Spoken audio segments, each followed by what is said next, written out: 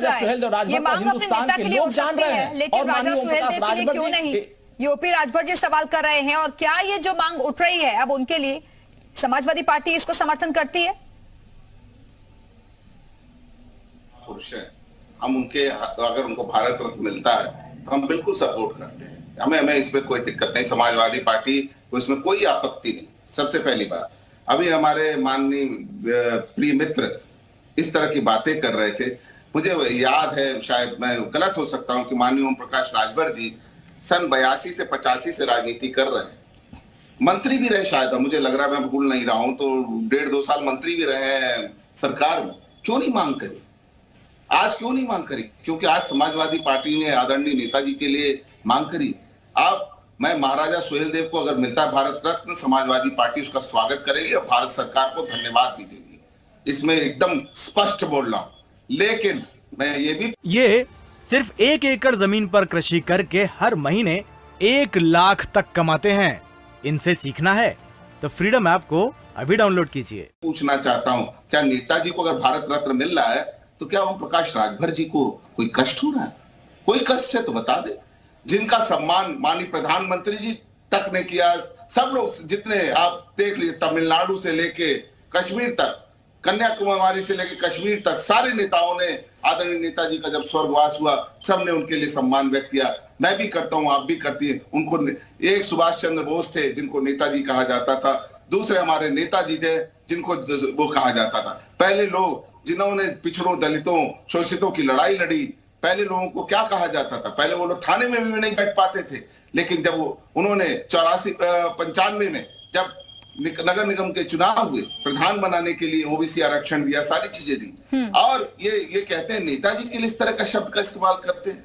देखिए, ये लोग वो सीधे सीधे कह रहे हैं, भाई आप जो मांग कर रहे हैं हम उसको सपोर्ट करते हैं, लेकिन अगर ये जो मांग उठा रहे हैं आप लोगों को दुख तकलीफ क्यों हो रही है? फिर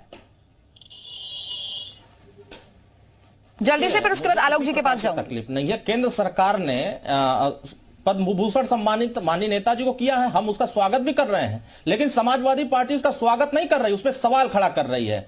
ठीक बात है, जितने लोगों को सम्मान दिया गया है पद्म भूषण, उसमें बहुत सारे ऐसे नेता हैं जिन्होंने इस भारतवर्ष में बहुत सारे अच्छे काम किए हैं। लेकिन मैं समाजवादी पार्टी से पूछना चाहता हूं कि 4 बार सरकार में 3 बार माननीय नेताजी मुख्यमंत्री थे, कितने अति पिछड़ों को राजनीतिक भागीदारी देकर के उनको उच्च स्थान पर पहुंचाने का प्रयास किया, और उनको अच्छी शिक्षा की व्यवस्था कराई, उनको रोजगार की व्यवस्था कराई। अगर रिपोर्ट इनके पास हो तो जनता के सामने कह दें कि नहीं, हमने इस काम को किया है। हाँ, बिल्कुल ये सही बात है कि इन्होंने 2 जातियों के लिए अच्छा काम किया है, एक मुसलमान के लिए, एक यादव के लिए, बाकी किसी के लिए इन्होंने अच्छा काम नहीं किया। हाँ, सेना के लिए इन्होंने अच्छा काम किया कि जो सेना देश के लिए शहीद होते थे उनके टोपी आते थे, ठीक है, आपके सवाल का जवाब लूंगी मैं डॉक्टर अभिषेक राय से। ठीक है, आपके सवाल का जवाब लूंगी, लेकिन आलोक जी, ये जो मांग ओपी राजभर जी की तरफ से उठाई जा रही है, उनकी पार्टी की तरफ से उठाई जा रही है, बीजेपी इसको कैसे देखती है? क्या ये मांग पूरी करेगी? देखिए, भारतीय जनता पार्टी ने जो किया था बहुत शानदार काम किया। मुझे तो लगता था इस पर कोई विवाद नहीं उठेगा, और समाजवादी पार्टी के साथियों को इस पर कोई विवाद उठाना भी नहीं चाहिए था। जो पद्म पुरस्कार है, शानदार पुरस्कार है। पद्म की श्रृंखला में नंबर 1 अगर कहा जाए तो पद्म विभूषण पुरस्कार आता है, उसके बाद पद्म भूषण, उसके बाद पद्मश्री आता है। तो मुझे लगता है कि माननीय मुलायम सिंह जी भी ये कहा करते थे कि जो मिला उसको अपनाना चाहिए, जो सम्मान मिला उसे अपनाना चाहिए।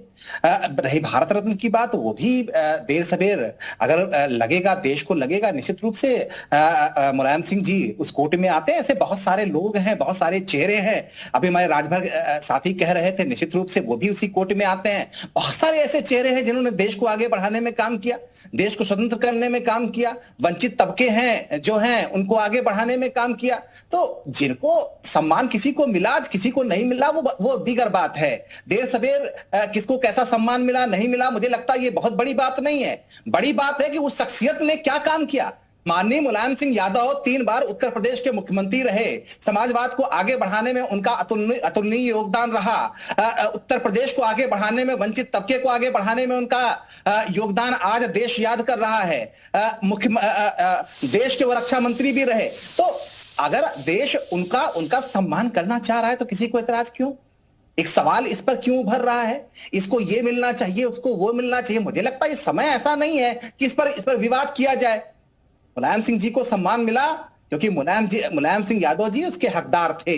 ऐसे बहुत सारे लोग हैं, बहुत सारे चेहरे। आप मुलायम सिंह यादव जी का जिक्र बार बार कर रहे हैं, लेकिन राजा सुहेलदेव की जो मांग कर रही है सुबह सपा, क्या इसके फेवर में हैं आप लोग? मैं तो केवल ये कह रहा हूं कि राजा सुहेलदेव हो या कोई और हो, बहुत सारे चेहरे हैं, बहुत सारे लोग हैं जिन्होंने देश को आगे बढ़ाया है। लेकिन मैं से बड़ा सवाल ये है कि जो लोग बड़े व्यक्तित्व हैं उनको आप अपना निजी क्यों बना लेते हैं? मुलायम सिंह यादव को समाजवादी पार्टी अपना क्यों बना लेती है? आज वो देश का चेहरा है।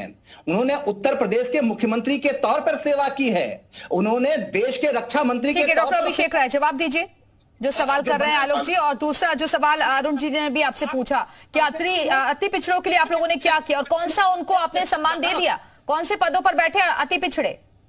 मैं देखिए, पहली बार मैं आलोक भाई को बहुत बहुत साधुवाद देना चाहता हूं कि आदरणीय नेताजी के लिए उन्होंने इतने सम्मानित शब्द इस्तेमाल किए।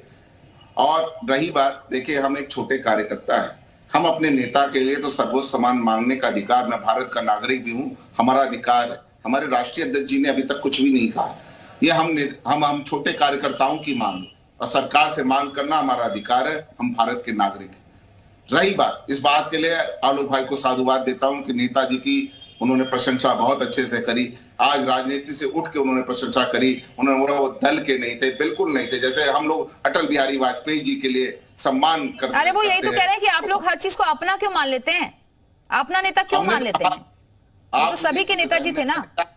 मेरी बात कंप्लीट तो होने दें, क्यों नहीं मानेंगे? हमने तो अटल बिहारी वाजपेयी जी को भी सम्मान दिया है, आदरणीय नेताजी ने माननीय प्रधानमंत्री जी को भी सम्मान दिया था। तो ये सारी चीजें देखिए, दलगत राजनीति से ऊपर उठ के जिस आदमी ने, आप बताइए, पहले जातिगत वो शब्दों का इस्तेमाल होता था और माननीय नेताजी ने जब से प्रधान बीडीसी, जिला पंचायत अध्यक्ष और आरक्षण कर दिया, कितने लोग बन गए पिछड़े वर्ग के, दलित वर्ग के।